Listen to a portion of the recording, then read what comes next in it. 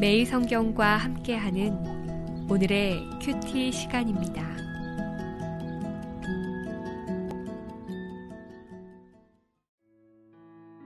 (1월 28일) 오늘의 말씀은 요한복음 8장 21절에서 30절입니다. 다시 이르시되 내가 가리니 너희가 나를 찾다가 너희 죄 가운데서 죽겠고 내가 가는 곳에는 너희가 오지 못하리라. 유대인들이 이르되 그가 말하기를 내가 가는 곳에는 너희가 오지 못하리라 하니 그가 자결하려는가? 예수께서 이르시되 너희는 아래에서 났고 나는 위에서 났으며 너희는 이 세상에 속하였고 나는 이 세상에 속하지 아니하였느니라. 그러므로 내가 너희에게 말하기를 너희가 너희 죄 가운데서 죽으리라 하였노라. 너희가 만일 내가 그인 줄 믿지 아니하면 너희 죄 가운데서 죽으리라. 그들이 말하되 내가 누구냐? 예수께서 이르시되 나는 처음부터 너희에게 말하여 온 자니라. 내가 너희에게 대하여 말하고 판단할 것이 많으나 나를 보내신 이가 참되심에 내가 그에게 들은 그것을 세상에 말하노라 하시되 그들은 아버지를 가리켜 말씀하신 줄을 깨닫지 못하더라. 이에 예수께서 이르시되 너희가 인자를 든 후에 내가 그인 줄을 알고 또 내가 스스로 아무것도 하지 아니하고 오직 아버지께서 가르치신 대로 이런 것을 말하는 줄도 알리라. 나를 보내신 이가 나와 함께 하시도다. 나는 항상 그가 기뻐하시는 일을 행함으로 나를 혼자 두지 아니하셨느니라. 이 말씀을 하심에 많은 사람이 믿더라. 요한복음 8장 21절에서 30절 말씀을 함께 묵상하겠습니다. 초막절 마지막에 예수님은 자신이 누구인지 왜 이곳에 오셨는지를 계속해서 가르치고 계십니다. 예수님은 자신이 생명의 떡이며 또한 누구든지 자신에게 나아오면 영원히 목마르지 아니할 것이라고 말씀하셨죠. 또한 세상의 빛이라고도 하셨습니다. 이러한 가르침은 바리새인들과 대제사장들이 예수님을 잡아 죽이고자 하는 단초가 되었습니다. 그렇지만 아직 때가 되지 않으셔서 어느 누구도 예수님을 잡지 못하는 상황입니다. 하지만 6개월 후 6월절이 다시 돌아올 때 예수님은 그때 세상 죄를 지고 가는 어린 양으로 죽게 될 것입니다. 그러니 이 땅에서 사역하실 날이 얼마 남지 않았지요. 그래서 자신의 사역을 더 자세히 설명하고 가르치고 계십니다. 하지만 예수님이 누구인지 무엇을 하러 이 땅에 오셨는지 자세하게 가르치면 가르칠수록 예수님을 대적하는 사람들은 그 가르침을 이해하지 못하고 예수님을 더 미워하는 상황으로 전개되고 있습니다. 21절에 예수님께서 또 가르치십니다. 내가 가리니 너희가 나를 찾다가 너희 죄 가운데서 죽겠고 내가 가는 곳에 오지 못할 것이라고 하셨습니다. 이 말씀은 이미 7장 33절과 34절, 8장 14절에 두 번이나 말씀하신 것인데요. 이는 예수님이 하늘로 올라갈 것이라는 의미와 예수님의 죽음을 예언하는 말입니다. 예수님은 그들이 나를 찾는다고 했는데요. 이 말씀은 예수님을 찾는 것이 아니라 그들이 기다리는 메시아를 찾는다라는 의미입니다. 하지만 그들은 예수님이 가신 곳에 갈 수 없습니다. 왜냐하면 죄 가운데 죽을 것이기 때문이지요. 유대인들은 예수님이 말씀하신 뜻을 전혀 이해하지 못하고 있습니다. 내가 가는 곳에 오지 못하니 자결하려는가 라고 말하죠. 유대인들에게 자살은 하나님 나라에 들어갈 수 없는 무거운 죄로 인정되었습니다. 그러니 이 유대인의 질문은 그가 지옥에 가길 원하는가 라는 뜻도 담겨져 있습니다. 이러한 유대인의 반응에 예수님께서 23절과 24절에 다시 설명합니다.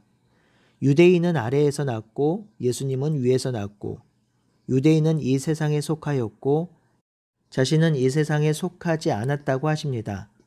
예수님의 출신은 위이고요. 하나님이 계신 곳입니다. 유대인의 출신은 아래 이 땅입니다. 이에 따라 속한 영역도 다르지요. 유대인은 이 세상에 속하였지만 하나님은 위, 하늘, 하나님이 계신 곳에 속하였습니다. 이는 예수님이 하나님의 아들인 것과 동시에 하나님을 드러내는 말이지요. 그러면서 예수님이 이 단락에서 반복적으로 말씀하시는 것이 유대인들이 죄 가운데 죽는다라는 것입니다. 21절에 한 번, 24절에 두 번 연속해서 말씀하시죠. 예수님은 이제 직설적으로 그리고 강하게 말씀하십니다. 만일 내가 그인 줄 믿지 아니하면 너희가 죄 가운데 죽을 것이라고 하셨습니다. 그러자 유대인들이 다시 물어봅니다. 내가 누구냐라고 묻지요. 예수님이 그인 줄 믿지 않으면 죄 가운데 죽는다고 단언하시니 유대인들이 예수님을 누구냐라고 물을 수밖에 없습니다. 죽음 앞에서 당당할 사람이 없거든요. 예수님은 25절에 내가 누구인지 처음부터 너희에게 말하지 아니하였는가 라고 하십니다. 이는 왜 내가 너희에게 또 정체성을 말해야 하는가 그런 의미이기도 합니다. 예수님은 26절에 이 유대인에게 할 말도 많고 심판할 것도 많음에도 불구하고 하나님이 참되시니 하나님께 들은 것을 전한다고 합니다. 그리고 28절과 29절에 자신의 정체성을 드러내는데요. 다른 과정으로 설명하고 있습니다.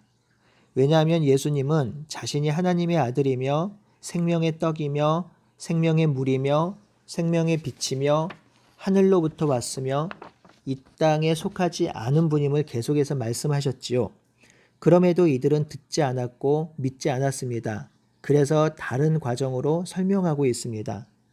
28절에 보니까 예수님은 너희가 인자를 든 후에라고 하시죠. 이것은 유대인들이 예수님을 십자가에 죽일 것을 예언하는 말입니다. 유대인들이 자신을 죽이고 난 후에 예수님이 그인 줄 알게 될 것이라는 말이죠.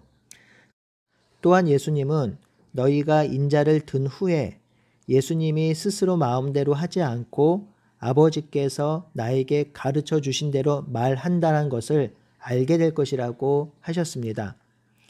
예수님이 그리스도이며 하나님의 아들이며 하나님이 이 세상을 너무 사랑하셔서 예수님을 보내주신 것, 이 모든 것을 알고 깨닫게 되는 것은 예수님이 십자가에 죽으시고 부활하시고 승천하실 때라는 것입니다. 왜냐하면 예수님의 말씀은 단순한 하나의 가르침이 아니라 세상을 사랑하고 회복하는 예수님 자신이기 때문입니다. 예수님이 하신 말씀이 그대로 성취될 때에 그 말씀이 진실이고 진리임을 깨닫게 되기 때문입니다. 그러니 예수님의 말씀은 어떤 이론이나 지식이나 철학이 아닙니다. 예수님의 말씀은 예수님 자신이며 실제입니다. 그래서 예수님의 말씀은 실제로 성취되었기 때문에 그 말씀이 세상을 살리고 세상을 회복하고 세상을 구원하는 것이죠.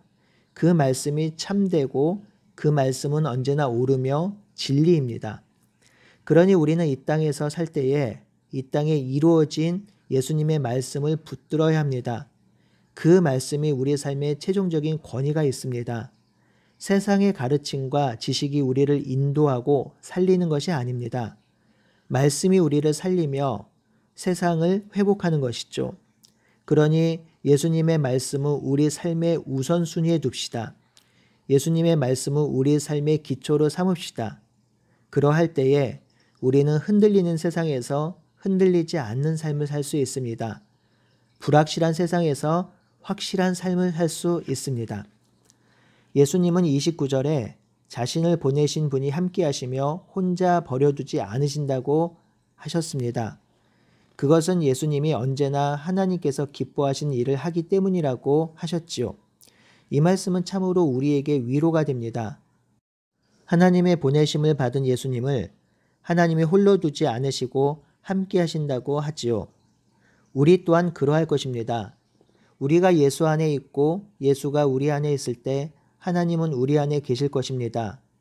우리를 홀로 내버려 두지 않을 것입니다. 오늘날 많은 사람들이 가장 힘들어하고 두려워하는 것이 외로움, 공허입니다. 사람들이 매일매일 수시로 유튜브를 보고 인터넷을 하고 인스타그램을 하고 또 수많은 쇼핑을 합니다. 그것이 재미를 가져다 주고 즐거움을 가져다 주긴 합니다. 그런데요, 재미있다고 즐겁다고 외로움과 공허가 해결되는 것은 아닙니다. 인간은 하나님의 형상으로 창조되었기에 근원적으로 하나님과 연결되지 않으면 외로움과 공허를 경험할 수밖에 없습니다. 이 외로움과 공허가 심해지면 인간 내면에 균열이 시작됩니다. 그래서 많은 사람들이 풍족함에도 여전히 힘들어하고 아파하는 이유가 여기에 있습니다. 우리 예수님과 함께 하셨던 하나님, 십자가 고통에도 함께 하셨던 하나님께서 우리가 그리스도 안에 있을 때 그리스도를 통해서 함께 하십니다. 홀로 두지 않으신다고 약속하셨습니다. 세상에서 고통당하고 힘든 일이 많이 있지만 우리가 주님 안에 있을 때 하나님은 여전히 우리와 함께 하십니다. 우리를 홀로 두지 않으실 것입니다. 그러니 오늘 하루도 주님과 함께 살며 주님 안에 거하며 하나님이 주시는 위로와 평화를 누리는 한 날이 되기를 바라고 소원합니다. 아멘.